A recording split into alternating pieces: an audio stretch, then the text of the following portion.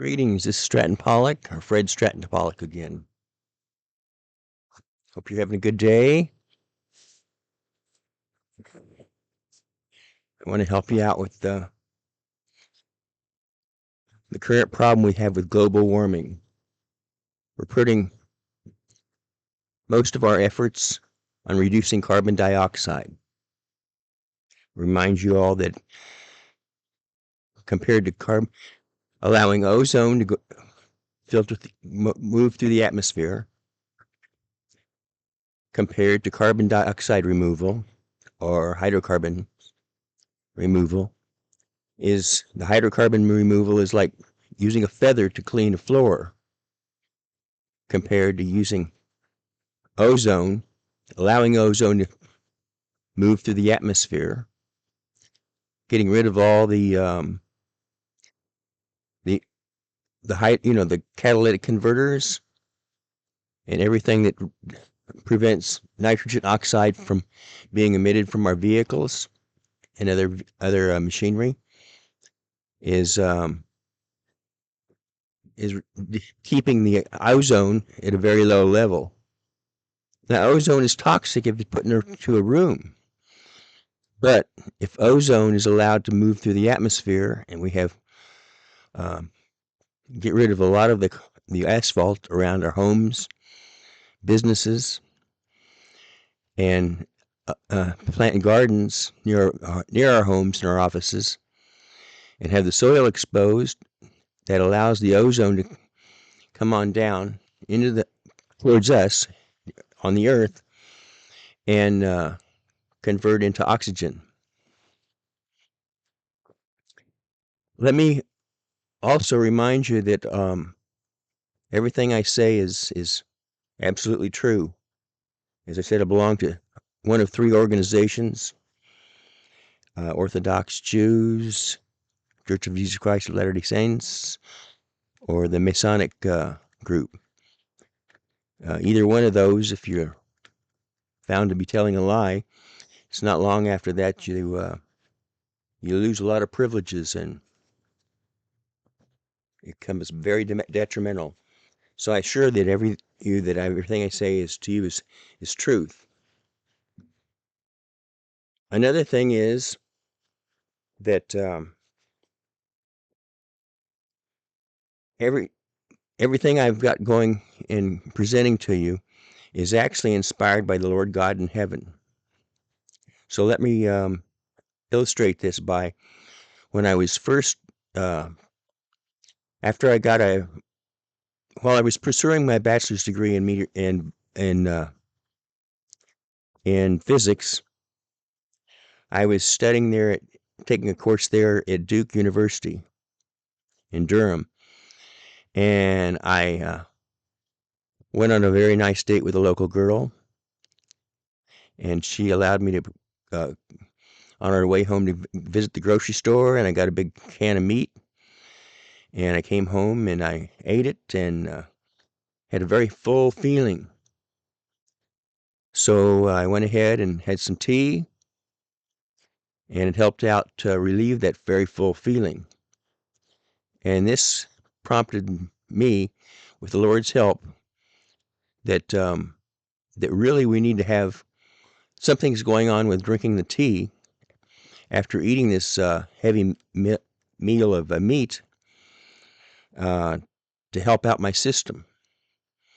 So sure enough, I studied very intensively with the medical doctors in the area, even the VA, and sure enough, with reading a bunch of the articles there I found copied through the library, that like 30 minutes after you drink tea or coffee, or even eat chocolate, that kind of a little acid starts to form in your stomach, and so it allows to help you digest that meat or that you eat. So from there on out, I was very consistent of drinking some coffee, until later on I found out that I was kind of pushed into using chocolate. And of course, chocolate has the same effect, but if you put sugar with it, sugar being a kind of a cancer-causing chemical, um, it's not seriously, but certainly doesn't help. It actually doesn't help you. So it's unsweetened chocolate. You can mix with, honey and other kind of sweeteners. Certainly wouldn't encourage artificial sweetener. And so, I hope this is all working here. Let me give it a check here and see if it's actually going through the system. I hope so. We'll just hope that it works. Now, okay, the next time, so I was pursuing a medical degree there, but that didn't happen then, and so I went ahead and for years later, I was, working that. I actually tried to put it into my application. I put a lot of time in it, and it did, I thought maybe it would be enough groundbreaking research that that I'd be allowed to go ahead and start attending medical school. Of course, Duke is a very well-renowned and great university to be, especially studying medicine. So I certainly wanted to do this. The Lord prompted me, of course, just have patience. Eventually, the Lord would bless me with an ability to pursue this avenue. So, since years earlier, I'd been, since my mother got cancer, I decided to go ahead and focus on trying to solve the problem with cancer. So, when it's very important that you have the pH balance there helped out in your system. So let me describe what's going on here with let's give it a go. I don't remember what we were talking about.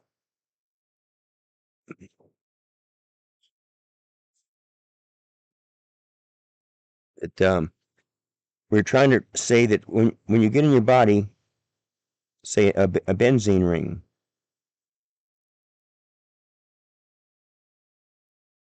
and it's absorbed into your system, especially when you have stress, then the body with cytochrome P450 enzyme starts to detoxify this benzene. And what it'll do is it'll put an oxygen right there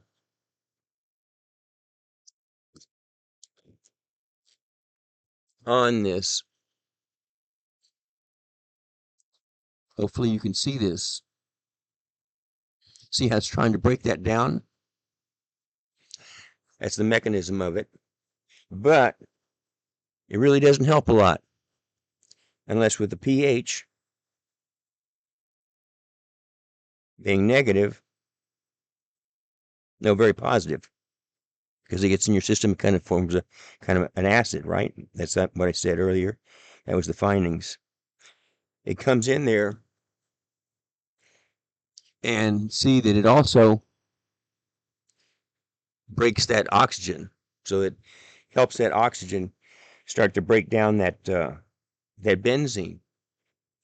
If you're not exercising vigorously, because when you do exercise vigorously, you produce lactic acid in your muscles, and your body starts to absorb that, and that also is a great way to help that reaction go down and help your body. So that's very important, and it's one of the earlier impressions from the Lord God in heaven, where I'm getting my inspiration. That's very important for you, for all of us, to keep that in mind. And of course, I, pushed it forward. It did have some results, but And I even was able to contact, since we had a Democratic regime, and a lady there in Durham was in the Department of, I don't remember what it was, but she was a cabinet member. Kind of drove her, the person in her home home, and she found out that she was there, and she wouldn't allow me to come and visit her, but she did allow me to give her a phone call. And certainly after that, it seemed to kind of even help with my discovery, because I told her it was so very important for all of us in our health. Now, next, so then I was keep on working on this cancer in the back of my head. Excuse me. So later on, I was actually driving, and this is back in, when it actually occurred. It was July 4th of 1976. Now, not that many years after that, I took enough courses to receive my bachelor's in physics there. So after that, I was driving a cab there, took an EPA official there from the airport to a destination there. And he said we had similar backgrounds in our education, and he encouraged me to pursue a meteorology degree. So sure enough, there I went to Raleigh, talked to Dr. Vinny Anija there at North Carolina State University, and he was working on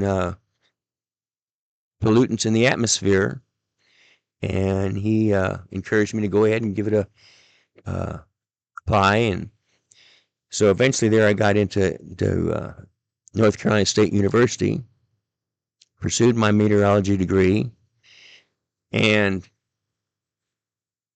of course we're working there in the meteorology on we had one of our tasks to check out hydrocarbons on a 2,000-foot TV tower, WRAL TV tower.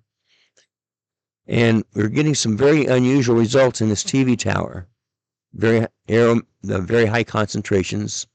We measured it with a GC, gas chromatograph, both ground, mid-level, and very high up there in the tower, and found out the very high level was collecting a lot of aromatics. And a lot of people said that this is probably contamination. We shouldn't consider it as real. But with prayer and kind of the inspiration of the Lord God in heaven, the Lord God in heaven encouraged me to go ahead and say that it was very real. It was very important. And so I went ahead and pursued that. And the EPA was presenting their air waste and management in the RTP triangle. And during the seminar, I was able to, visit with some of the EPA officials, and I mentioned how that we were getting unusual high results of aromatics on the hydrocarbons at the very high level. And Dr. Joetta Lewis there encouraged me to go ahead and send her a bunch of the papers that I've been working on, and see if she thought I could actually work in there. And so sure enough, eventually Dr. Larry Claxton, who was head of HURL there at the EPA, a director, said, sure, let's go ahead, because we actually did do some study there. I think it was in Boise, Idaho, and they were getting some unusual results there away from the city, and kind of was the same thing, was the aromatics. And so we started collecting. Of course, at the time we were collecting hydrocarbons on the tower quite often, and even nitrogen oxides at the three different levels. And so I went ahead and got the EPA to go ahead with me, and we put canisters, and we and we brought in and measured with XAD. We had the bringing in the atmosphere into the canisters, and so we were actually loading up what was in the atmosphere. And so, sure enough, so that's what it was before, during, and after Hurricane Gordon. We got three different measurements with, and so we were able to take that and use a gravity. You can read it there in my paper, and found that. And then Tom Hughes was kind enough to allow me to teach me to do assays, bioassays with, and so we went ahead and checked those assays out. And I was, being a very careful person, I was able to find that we actually, Dr. Larry Claxton noticed that there actually was a difference in mutagenicity at the top level. So we went ahead and got changed the bacteria to be that was actually more sensitive to nitrocarbons, and so we found that the 2 and the 4 position. Now I remember when we do that measurement there on benzene, to remind you that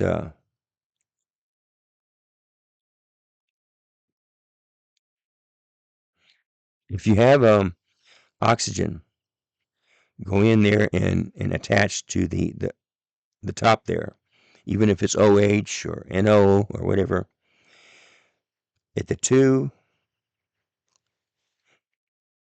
and the 4 position, it acts as is, and it'll actually encourage a reaction, addition to that benzene at both this 2 and the 4 position. When it's being either an addition or even anything.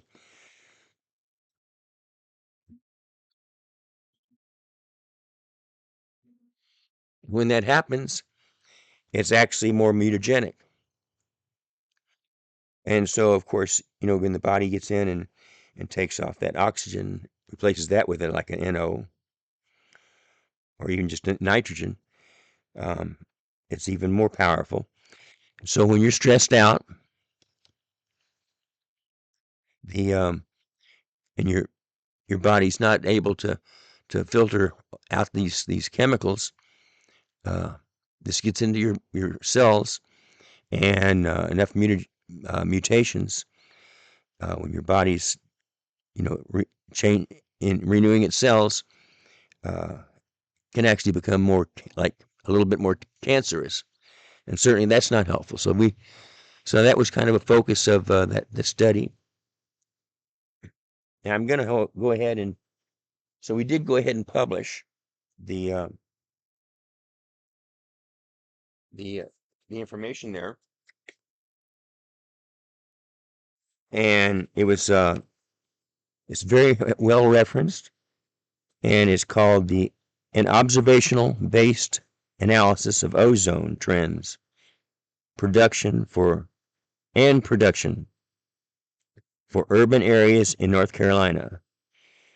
And it's authored by Vinny Anija, Andrea Adams, and S.P. Aria.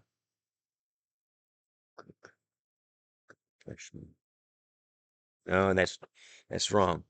That is not the public paper that we published. That is a paper that's going to give us a formula showing you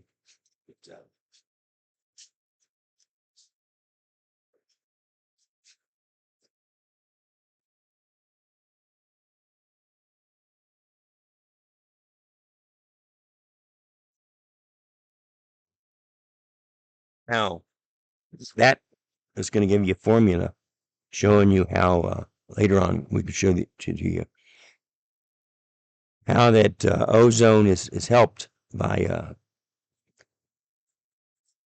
enabling nitrogen oxide to be in the atmosphere.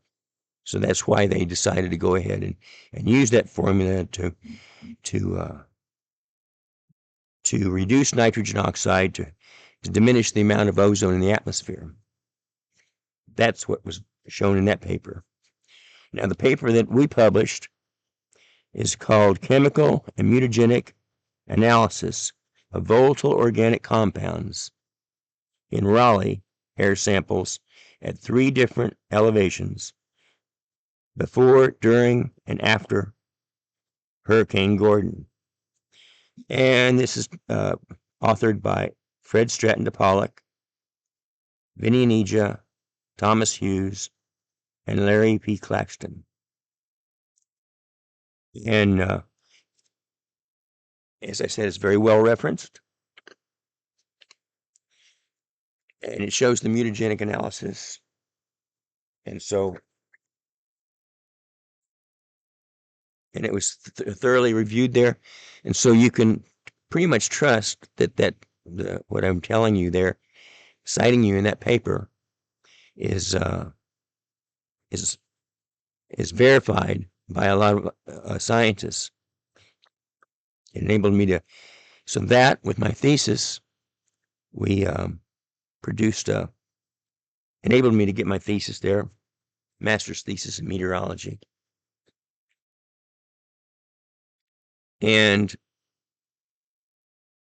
that enabled us to go ahead and show that how important that is for it, because the aromatics, we found out when the hurricane was going through there, it was bringing in sea air from the sea, and it loaded up a large amount of aromatics. But it also, when we compared that with the normal times where the atmosphere was normal and the Hurricane Gordon was not affecting it, we found out that it was very mutagenic. So that showed that especially when these air masses coming from Raleigh, that shows that by the air, when it's moving across our nation, is being nitrated. So likewise, remember we were saying that we noticed that actually, remember that we could see those reactions there on the aromatic benzene ring. Now, the reason that happens there on the benzene ring, and we recite it, is because benzene is a very stable structure. It's hard to break apart or even create. 10% of the combustion is actually aromatics, benzene and PAH. So it really doesn't matter what fuel we're using, whether it's coal, oils, propane, that either one of those fuels actually produces about 10% of that is actually produce benzene and those related products. So that's why I encouraged us to refocus, instead of on diminishing CO2 in the atmosphere, to diminish which is really not toxic at all. It's called a kind of they claim, there's some claim, and like I said, it's very minuscule, but it is a way to, with the greenhouse gases,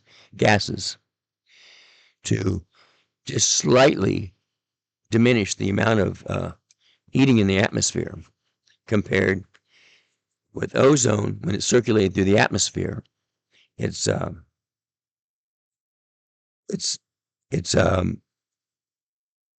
I'll go ahead and write it through there. Kind of is oxygen, O2,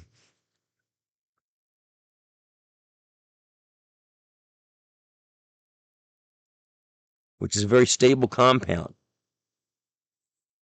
But when you get this and it's very helpful to our systems. When you have that third oxygen,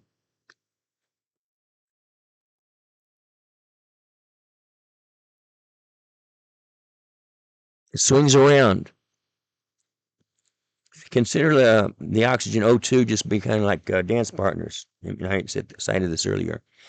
That extra oxygen out there is flying around, and so what it's actually doing is diminishing the intensity of the sun coming through. So by diminishing ozone in our atmosphere with the catalytic converters on our vehicles and all, we're actually decreasing amount of ozone in the atmosphere where we're living, and so that that diminishes the the ability for that sunlight to be filtered with the, the ozone. So that's critically important. And so that is the next discovery incited by the Lord God in heaven. Now, I'm going to take a break here.